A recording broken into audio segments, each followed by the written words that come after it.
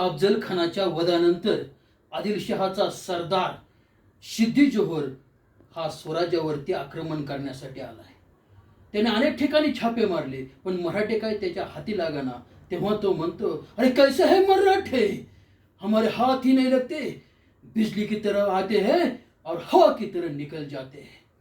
खूप प्रयत्न केल्यानंतर त्यानं ठरवलं की आपण शिवाजी महाराजांना जर पकडायचं असेल तर गडाला वेढा द्यावा लागेल. आणि त्यानं 2 मार्च 1660 रोजी पन्हाळगडाला वेढा दिला. आणि पन्हाळगडामध्ये अडकले होते दस्तरखुद्द छत्रपती शिवाजी महाराज. ज्यावेळेस शिवाजी महाराजांना कळलं की गडाला वेढा पडलेला आहे, त्यावेळेस या ठिकाणाहून बाहेर पडण्याचा कोणता मार्ग आहे ते म्हणतात, आपल्याला या ठिकाणाहून बाहेर पडावे लागेल. पण आता उन्हाळ्याचे दिवस आहेत आणि सिद्धीनं चोख बंदोबस्त केलेला आहे. आपल्याला गडावरून खाली जाता येणार नाही. आपल्याला जून म्हणजे पावसाळ्याची वाट पाहावी लागेल, कारण एकदा पाऊस सुरू झाला की वेढा थोडा ढिला पडेल आणि वेढा एकदा ढिला पडला की आपण बाहेर सुखरूप पोहोचू.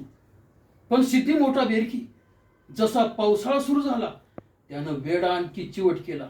मुंगीला देखील गडावरून खाली जाता येणार नाही असा चोख बंदोबस्त सिद्धीनं करून ठेवला होता.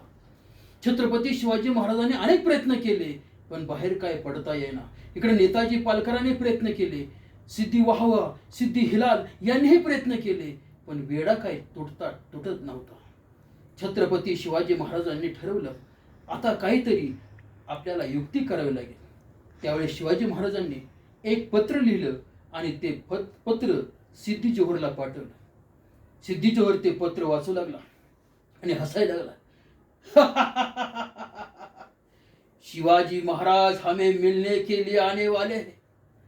आने दो एक बार उस दक्कन के चूहे को, सीधा पकड़कर आदिल शाह के सामने पेश करूंगा और मेरा नाम बड़ा हो जाएगा.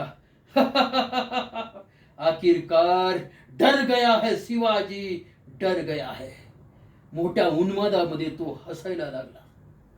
भेटीचा दिवस ठरला. छत्रपती शिवाजी महाराज जाण्यासाठी निघणार आहेत. त्याच वेळेस गडाच्या पायथ्याशी नेबापूर नावाचं गाव होतं. त्या नेबापूर गावामधील शिवाकाशीद नावाचा एक मावळा आला आणि तो शिवाजी महाराजांच्या समोर आला आणि म्हणला, राज राज, सिद्धी जोहरला भेटण्यासाठी मी जाणार राज. तसे महाराज म्हणाले, अरे शिवा, तू स्वराज्यामध्ये नवीन आहेस, राजकारणाचे डावपेच तुला माहिती नाहीत, त्यामुळं आम्ही स्वतः सिद्धी जोहरला भेटण्यासाठी जाणार. तसा शिवा काशीद म्हणाला, राज राज, माझ्यासारखे हजारो शिवा काशीद मेले तरी चालतील राजा, पण छत्रपती शिवाजी महाराजांची या स्वराज्याला गरज आहे राजा. तसे आणखी शिवाजी महाराज त्याला समजावून सांगतात, शिवा काशीद नादान बनू नकोस. अरे सिद्धी जोहरला भेटायला जायचंय म्हणजे यमाशी भेट आहे. तिथून तू परत महागारी येशील की नाही हे सांगता सुद्धा येणार नाही. तसा कडाडला शिवा काशीद आणि म्हणाला, लाख मेले तरी चालतील, पण राज लाखाचा पोशिंदा जगला पाहिजेत.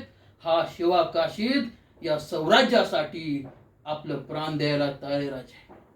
तो ऐकायला तयार नव्हता. आतमध्ये गेला, जिरटोप घातला, शिवरायांचे कपडे घातले, कपाळाला शिवगंध लावला, चंद्रकोर लावली आणि छत्रपती शिवाजी महाराजांच्या समोर आला. शिवाजी महाराजांना आश्चर्य वाटलं. आपलीच प्रतिमा आपण आरशामध्ये पाहतोय की काय असा भास छत्रपती शिवरायांना झाला. आणि शिवरायांनी घट्ट मिठी शिवा काशीदला मारली. शिवरायांच्या डोळ्यामध्ये अश्रू आले होते, पण ते अश्रू बाहेर येऊ द्यायचे नव्हते, कारण ते शिवा काशीदला दिसू द्यायचे नव्हते. शिवा काशीदची सुद्धा अवस्था वेगळी झाली नव्हती. त्याचा सुद्धा कंठ दाटून आला होता, परंतु त्याने तसाच कंठ दाबून ठेवला. मिठी सैल झाली, बाहेर पडला, कंठ ढिला झाला आणि त्याच्या डोळ्यामधून खळ खळ खळ अश्रू बाहेर आले. इकडं शिवा काशीदला जाण्यासाठी पालखी सजवली आणि इकडं छत्रपती शिवाजी महाराजांना विशालगडाकडे जाण्यासाठी पालखी सजवली. आणि इकडं वाऱ्यासारखी बातमी पसरली की शिवाजी महाराज सिद्धी जोहरला भेटण्यासाठी निघालेले आहेत. आणि ही बातमी जशी सिद्धी जोहरच्या वेढा दिलेल्या सैन्यांना कळाली, वेढा थोडा ढिला झाला. पाऊस जोरदार चालू झालेला होता. शिवा काशीद आपल्या पालखीमध्ये बसून निघाले. आणि ही बातमी सगळीकडे कळली की शिवाजी महाराज सिद्धी जोहरला भेटण्यासाठी गेलेले आहेत.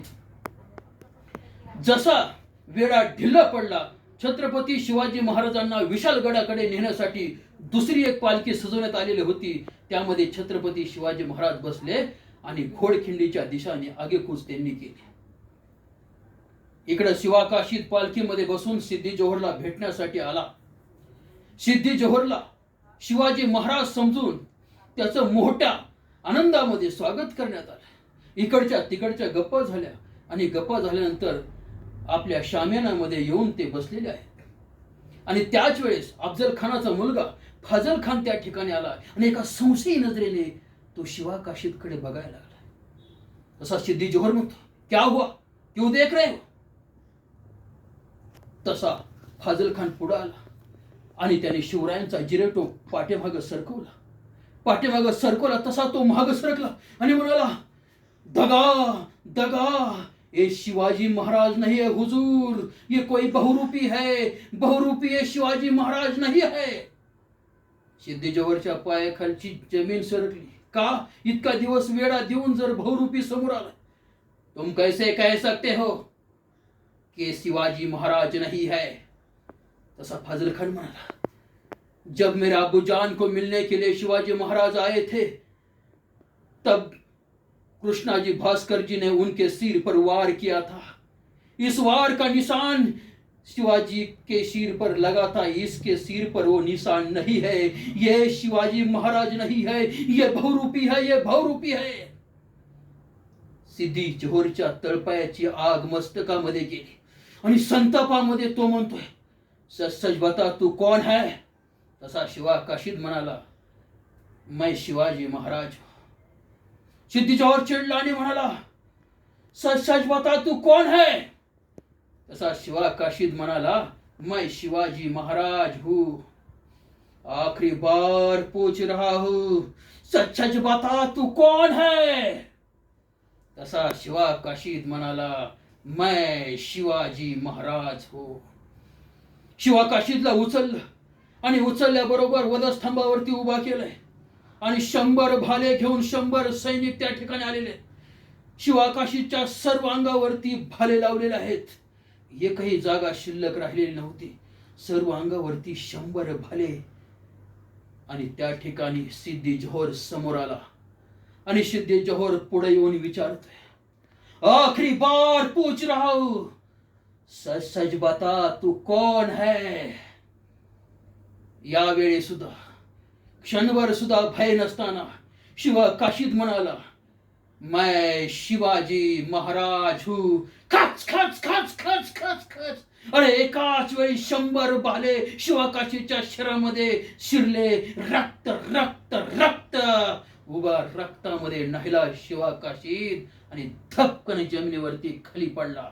इकडे सिद्धी जोहर खऱ्या शिवाजीला शोधण्यासाठी गेले. जमिनीवरती पडलेला शिवा काशीद उडत्या धुळीकडे पाहत होता आणि म्हणत होता, जाऊन सांग माझ्या राजाला, जाऊन सांग माझ्या राजाला, तुमचा शिवा काशीद गेला, तुमचा शिवा काशीद गेला. मातीत नाही गेला, या मातीसाठी गेला. अरे मातीत मरणारे कैक असतात, पण मातीसाठी मरणारे शिवा काशीद सारखे मावळे असतात. हे सांगत गेला. धन्यवाद.